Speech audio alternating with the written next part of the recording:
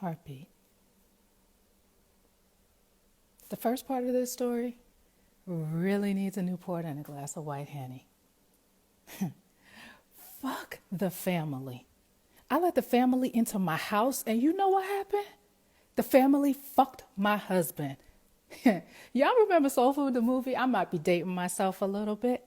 But when cousin, whatever the fuck her name was, slept with Terry's husband, y'all remember. The family fucked my husband. Well, she wasn't related to me by blood, and he wasn't my husband yet. Yeah, I still married the motherfucker. But I'm getting ahead of myself. 1993. You ever wake up with that kind of head ache that only follows after a long night of fussing and fighting and weeping and wailing? All I wanted was to turn back the clock about 20 hours to before. To when I was ignorant of the fact that my ace, my girl, my homie, my secret keeper, who I literally met back on the block in Queens, New York, when we were 10 years old. My sister from another mister, it ain't come no thicker, had fucked my man. We were 23 by then, and I vowed in that moment that I would never let another woman get that close to me again. Funny how we never swear off the men or the man. But fuck her and fuck any other chick. Because if she could do it, then there's no one who I could trust. I mean, all men cheat, right? Fuck the family. He and I would go through another 16 or so years of ins and outs, ups and downs, roundabouts, off and ons.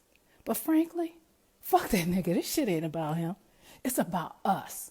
It's about black women. Over the course of my education and my professional life, I came across all types of women. Fucked up bitchy bosses. Hell, even as an oldest daughter of an oldest daughter of an oldest daughter, my relationships with my own mom and grandma were, kinda, still are, shall we say, it's complex. So I continued through life. I had chicks in my life, but they were never really in. Definitely weren't getting access to my heart.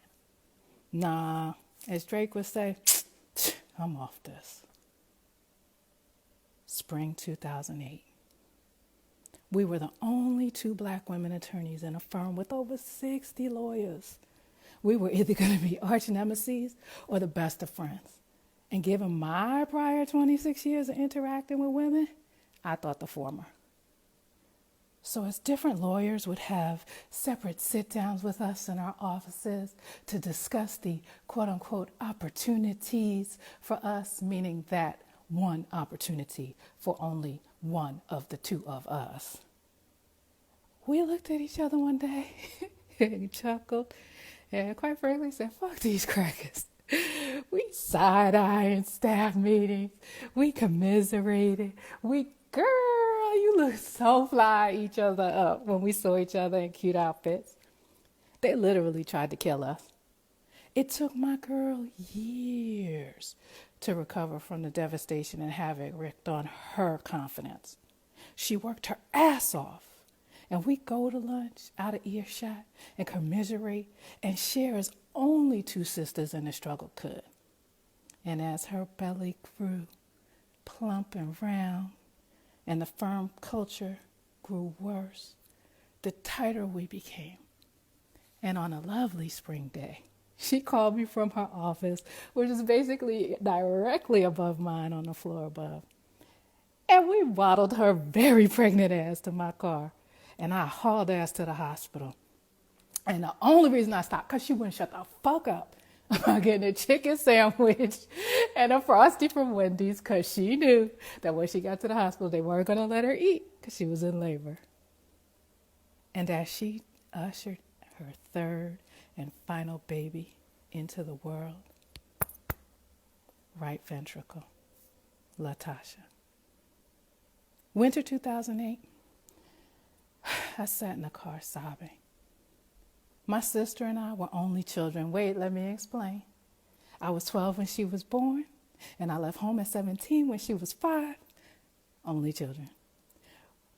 But in 2008, after years of getting to know each other as women versus sisters, I looked at her and uttered the words I'd never said aloud before.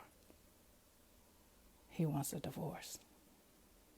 I melted in her arms sobbing, and we sat in the car in my driveway, and she held me, and she didn't judge me. At least not aloud. If you know my sister, you know she's probably judging me in her head like she went back to that motherfucker. Left ventricle, Maya. My first friend. In 1977, my first true friend, my baby cousin was born. I was 7 years old. I remember was an only child. I was so happy. We had another girl in the family. Ride or die, die or ride. We tested the limits of it all. She was here all along. Left atrium, Sakina. Summer 2010. I birthed her in 1990. I still got the stretch marks to prove it. My baby girl, my love.